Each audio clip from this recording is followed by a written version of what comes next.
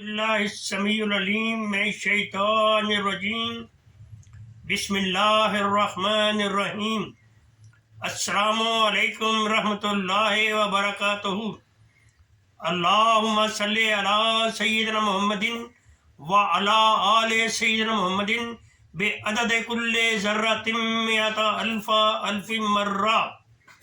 سورہ طلاق میں ارشاد باری تعالیٰ ہے، جو اللہ سے ڈرے اللہ اس کے لیے نجات کی راہ نکال دے گا اور اسے وہاں سے روزی دے گا جہاں اس کا گمان بھی نہ ہوگا، اور جو اللہ پر بھروسہ کرے گا اللہ اس سے کافی ہے۔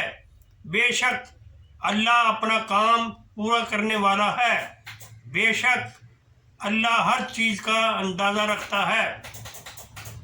انسان کی منہ زور خواہشات ہمیشہ انسان کو حلال و حرام کی تمیز کیے بغیر اپنی تکمیل کی دعوت دیتی رہتی ہیں۔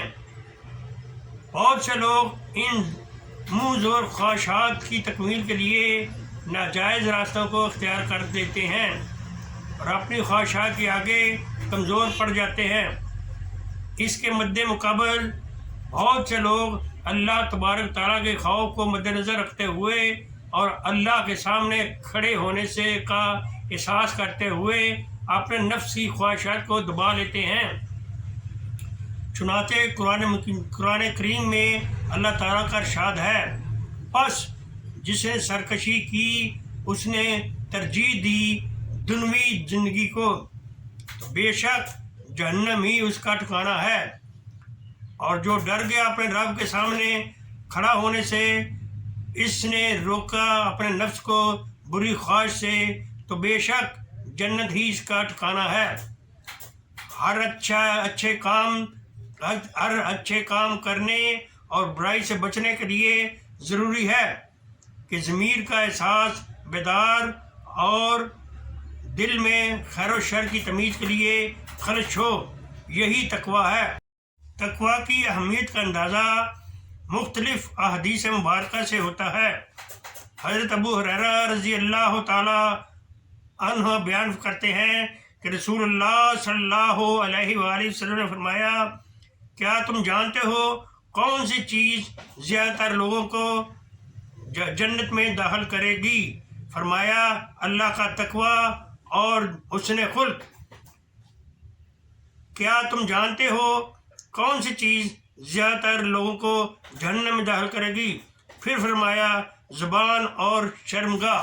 حضرت عبداللہ بن مسعود رضی اللہ تعالیٰ عنہ سے روایت ہے کہ نبی مکرم صلی اللہ علیہ وآلہ وسلم نے یہ دعا فرمایا کرتے تھے، اے پروردگار، میں تجھ سے ہدایت کا، تقویٰ کا، پاک دامنی کا اور لوگوں سے بے نیازی کا سوال کرتا ہوں۔ حضور صلی اللہ علیہ وآلہ وسلم کا ارشاد ہے، متقی وہ ہے جو بعض جائز چیزوں کو ناجائز کے خوف سے چھوڑ دے، یعنی ناجائز سے اتنا ڈرتا ہے کہ بعض جائز چیزوں کو ترک کر دیتا ہے۔ حضور صلی اللہ علیہ وآلہ وسلم دل کی طرف اشارہ کر کے فرماتے، تقویٰ یہاں، تقویٰ یہاں ہے، تقویٰ یہاں ہے۔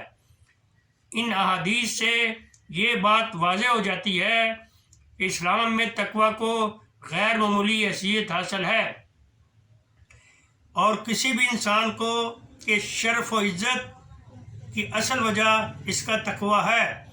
مسلمان کو ہر حالت میں تقویٰ کی راہ پر گامزن رہنا چاہیے، اس لیے کہ اللہ تعالیٰ کی بارگاہ میں تقویٰ اور نیکی ہی سے سربلندی حاصل ہو سکتی ہے۔ تقویٰ کے نتیجے میں انسان کو بہت سے فائدے حاصل ہوتے ہیں۔ تقویٰ اختیار کرنے والے کو ہر معاملے میں کامیاب کر دیتا ہے، حق و باطل میں فرق کی صلاحیت عطا کرتا ہے، اللہ اس شخص کو گناہ معاف فرما دیتا ہے، تنگ دستی سے نجات ملتی ہے اور رزق میں برکت ملتی ہے۔ اگر امت مسلمہ تقویٰ کا راستہ اختیار کرنے لے تو امت کی تمام تنگیاں دور ہو سکتی ہیں اور معاشی بدحالی اور غربت سے نکلنے کا راستہ بھی بن سکتا ہے۔